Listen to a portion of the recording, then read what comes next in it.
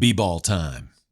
The SEC tournament is upon us, and I have to say this is one of the best sporting events in America.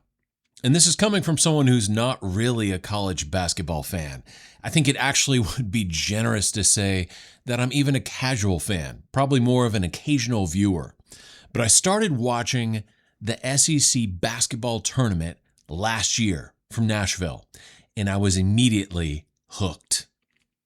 And the reason for that is this is the kind of basketball I grew up watching. This kind of really physical, go strong in the paint basketball. That is what I grew up watching in the 80s and 90s in the NBA. And I was amazed last year when I saw that style, that very physical style of basketball resurrected at the SEC tourney in Nashville. In fact, I was watching the Texas-Tennessee game last year. One of the announcers had the best line of the entire postseason. He said something along the lines of, "Every shot attempt's like a scene from Braveheart." When I heard that, I lost it, but it actually wasn't too far off because it was an extremely physical game of b-ball.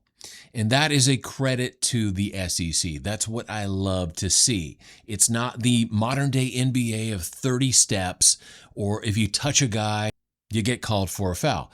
This is basketball the way it's intended to be. And so I'm really looking forward to seeing what goes down in Nashville. As far as favorites to win, I think Florida is probably the favorite, maybe Arkansas. Of course, I'll be cheering for the Horns and seeing what kind of damage we can do in Nashville. Of course, I'm always interested in who you think is going to win the tourney.